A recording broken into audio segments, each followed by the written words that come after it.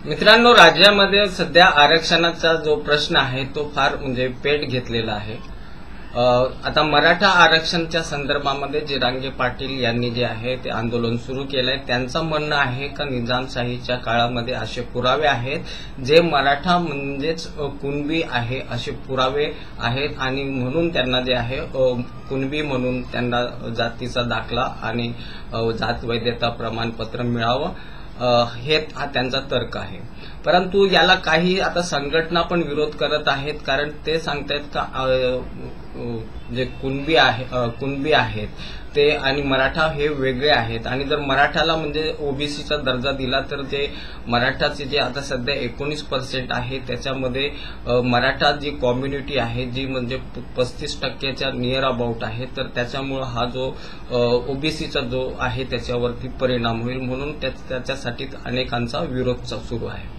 त्याचबरोबर मराठा क्रांती मोर्चाचं जो म्हणणं आहे की आम्हाला आरक्षण पाहिजे, परंतु तो मराठा म्हणून पाहिजे, कुणबी म्हणून आरक्षण नकोय।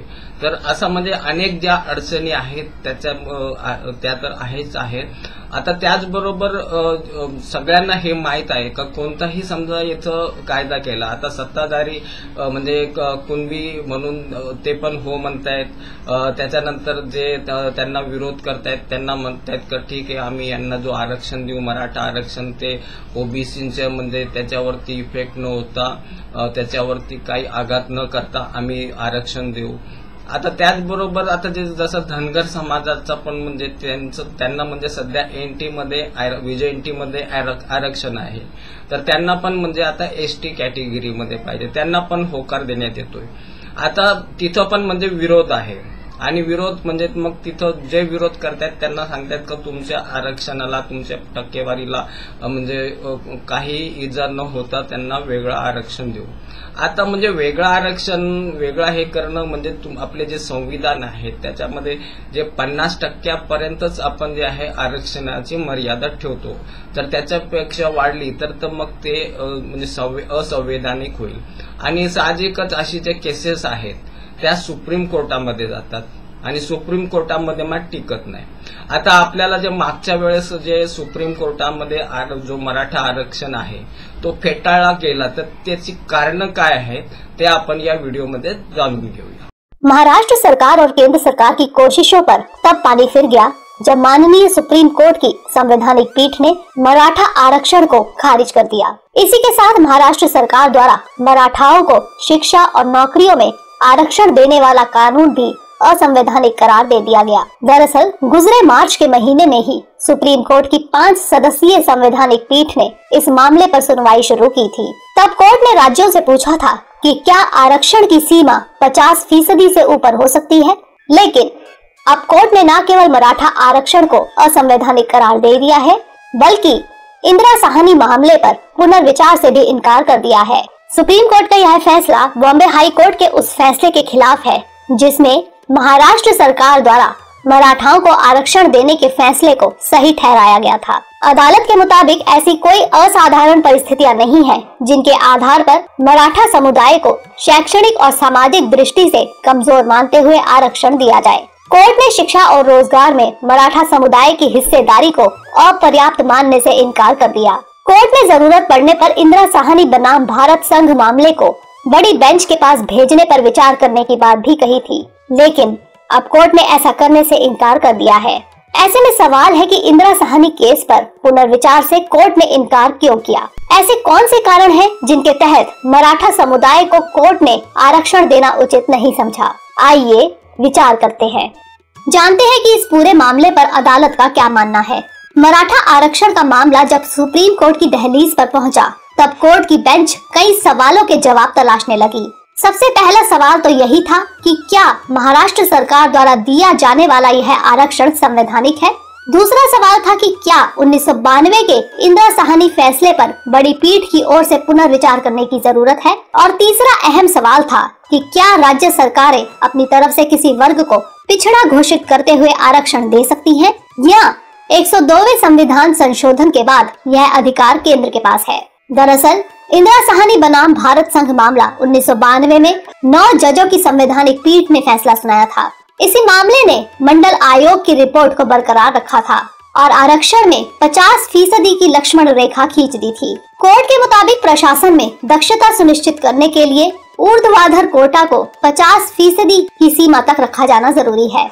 हालांकि अदालत ने कहा कि 50% की सीमा को असाधारण परिस्थितियों में ही लांघा जा सकता है। इसके अलावा कोर्ट ने आरक्षण के लिए किसी समूह का सामाजिक और शैक्षिक रूप से पिछड़ा होना जरूरी बताया। अदालत के सामने राज्य सरकारों की दलील थी कि इंदिरा साहनी के फैसले को पुनर्विचार के लिए 11 जजों वाली बेंच को भेजा जाना चाहिए, क्योंकि इसने एक तरह का मनमाना प्रतिबंध लगा रखा है और संविधान इसकी परिकल्पना नहीं करता है। लेकिन सुप्रीम कोर्ट ने इंदिरा साहनी केस के बाद के कुछ फैसलों में इस जजमेंट को अपवाद बनाया था। लिहाजा 5 जजों ने एक राय रखते हुए इस केस पर पुनर्विचार करने की जरूरत से इनकार कर दिया। कोर्ट ने कहा कि 50% का प्रतिबंध मनमाना जरूर है, लेकिन कई फैसलों में इसे आधार बनाया जा चुका है, इसलिए अब यह संवैधानिक रूप से मान्य है। अब चूंकि कोर्ट ने 50% की पाबंदी यानी इंदिरा साहनी केस को संवैधानिक रूप से वैध मान लिया था, इसलिए अब यह देखा जाना था कि क्या मराठा आरक्षण कानून इंदिरा साहनी के मामले में संविधान पीठ द्वारा विचार किए गए असाधारण परिस्थितियों में आता है या नहीं। अदालत ने महाराष्ट्र राज्य पिछड़ा आयोग की रिपोर्ट पर भी गौर किया, जिसमें महाराष्ट्र सरकार ने यह देखने का प्रयास किया कि क्या इसे असाधारण परिस्थितियों वाला केस बनाया जा सकता है। सरकार का तर्क था कि राज्य में पिछड़े वर्ग की आबादी 85% है और आरक्षण की सीमा केवल 50% है। ऐसे में आरक्षण की सीमा में इजाफा होना जरूरी है, क्योंकि यह एक असाधारण परिस्थिति है। लेकिन 5 जजों ने इस तर्क से असहमति जताई। उनके मुताबिक मराठा अगड़ा वर्ग है और राष्ट्रीय जीवन की मुख्य धारा में है, इसलिए राज्य सरकार द्वारा दिया गया तर्क असाधारण परिस्थिति के तहत नहीं आता। अब अगर 102वें संविधान संशोधन अधिनियम 2018 की बात करें तो यह राष्ट्रीय पिछड़ा वर्ग आयोग को संवैधानिक दर्जा देता है। संशोधन राष्ट्रपति को पिछड़े वर्गों को अधिसूचित करने की शक्तियां भी प्रदान करता है। कई राज्यों ने संशोधन की व्याख्या पर सवाल उठाए और तर्क दिया कि यह उनकी शक्तियों पर अंकुश लगाता है। बेंच ने सर्वसम्मति से 102वें संशोधन की संवैधानिक वैधता को बरकरार रखा, लेकिन इस सवाल पर मतभेद था कि क्या इससे सामाजिक और शैक्षणिक रूप से पिछड़े वर्गों की पहचान करने के लिए राज्यों की शक्ति प्रभावित हुई है। हालांकि केंद्र सरकार ने महाराष्ट्र का समर्थन करते हुए कहा था कि संविधान में हुए 102वें संशोधन से राज्य की विधायी शक्ति खत्म नहीं हो जाती। संविधान में अनुच्छेद 342A जोड़ने से अपने यहाँ सामाजिक और शैक्षणिक रूप से पिछड़े तबके की पहचान की राज्य की शक्ति नहीं छिनी है। जबकि मराठा आरक्षण विरोधी कुछ वकीलों की दलील थी कि संविधान में अनुच्छेद 342A जोड़ने के बाद किसी जाति को पिछड़ा घोषित कर आरक्षण देने का हक राज्यों के पास नहीं रहा। लेकिन केंद्र ने बताया कि राज्य सरकार के पास राज्य की नौकरियों और शिक्षा में आरक्षण प्रदान करने के लिए सामाजिक और शैक्षिक रूप से पिछड़े वर्गों की अपनी अलग सूची होगी, जबकि संसद इस वर्ग की केवल केंद्रीय सूची बनाएगी, जो केंद्र सरकार की नौकरियों के लिए आवेदन करेंगे। इस मामले में सुप्रीम कोर्ट का कहना है कि सूची में संशोधन के संबंध में अंतिम रूप से राष्ट्रपति को फैसला लेना है। इस कार्य में राष्ट्रपति को अनुच्छेद 338B के तहत गठित आयोग द्वारा निर्देशित किया जाएगा। इसकी सलाह राज्य द्वारा उन नीतियों के संबंध में भी मांगी जाएगी जो इसके द्वारा तैयार की जा सकती है। यदि आयोग पहचान के मामलों से संबंधित रिपोर्ट तैयार करता है तो ऐसी रिपोर्ट राज्य सरकार के साथ साझा की जानी चाहिए, जो अनुच्छेद 338B के प्रावधानों के अनुसार इससे निपटने के लिए बाध्य है।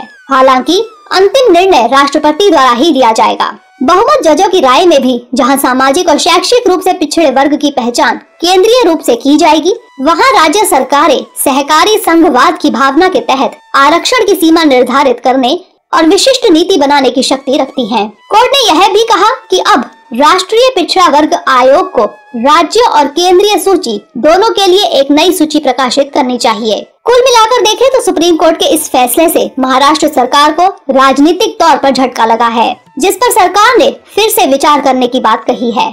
ऐसे में सवाल है कि आगे की राह क्या हो। दरअसल महाराष्ट्र सरकार ने मराठा समुदाय को सामाजिक और शैक्षिक रूप से पिछड़ा वर्ग बताया, लेकिन इसमें कोई दो राय नहीं कि महाराष्ट्र की आबादी में करीब 35% की हिस्सेदारी रखने वाले इस वर्ग में पिछड़ेपन जैसी कोई बात नहीं है। इसकी वजह है कि यह वर्ग महाराष्ट्र की राजनीति में अच्छा खासा प्रभाव रखता है। इस वर्ग से ताल्लुक रखने वाले कई व्यक्ति मुख्यमंत्री की कुर्सी पर बैठ चुके हैं। महाराष्ट्र के 19 मुख्यमंत्रियों में से 13 का ताल्लुक इसी वर्ग से रहा है। राज्य के 25 में से 17 मेडिकल कॉलेज का स्वामित्व मराठा समुदाय से ताल्लुक रखने वालों के पास है। इतना ही नहीं, अखिल भारतीय सेवा में भी मराठाओं का बोलबाला है। सामान्य श्रेणी में भारतीय प्रशासनिक सेवा में 15.52% और भारतीय पुलिस सेवा में 27.85% इनकी हिस्सेदारी है। इसी तरह IFS में इस वर्ग की हिस्सेदारी 17.97% है। इसलिए मराठा वर्ग को पिछड़ा बताकर उनके लिए आरक्षण की व्यवस्था करना संविधान के अनुच्छेद 16(4) के तहत सही नहीं है।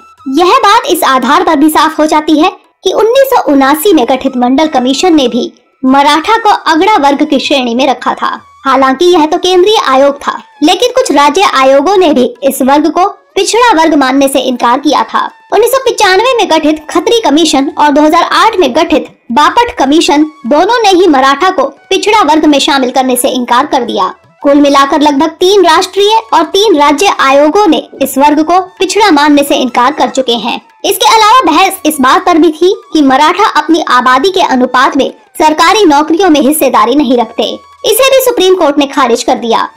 कोर्ट का साफ कहना था कि किसी वर्ग को आरक्षण देने से पहले यह नहीं देखा जाना चाहिए कि वह आबादी के अनुपात में हिस्सेदारी रखते हैं या नहीं, बल्कि यह देखने की जरूरत है कि उस वर्ग विशेष की हिस्सेदारी अपर्याप्त तो नहीं है। यहाँ पर कोर्ट का तर्क संविधान की कसौटी पर इसलिए भी सही उतरता है कि अनुच्छेद 16(4) में साफ तौर पर कहा गया है कि राज्य उस वर्ग के लिए आरक्षण की व्यवस्था करेगी जिसका प्रतिनिधित्व अपर्याप्त समझेगी। हाँ, पर यहाँ पर सुप्रीम कोर्ट की एक राय से असहमति जरूर रखी जा सकती है और यह तार्किक भी होगा। दरअसल कोर्ट ने इंदिरा साहनी मामले के 50% वाली पाबंदी को मनमाना मानने के बावजूद संवैधानिक कहा। इसका आधार यह है कि पिछले कई केस में इस मामले को आधार बनाकर फैसला दिया जाता रहा है, लेकिन सुप्रीम कोर्ट का तर्क असंगत मालूम पड़ता है। इसकी एक बड़ी वजह है कि यह नियम संविधान की मूल संरचना का कोई हिस्सा नहीं है जिसे बदला नहीं जा सकता है। कई ऐसे मामले देखे गए हैं जब सुप्रीम कोर्ट ने अपने फैसले को ही पलट दिया है। अगर कोई सरकार एक ही नीति को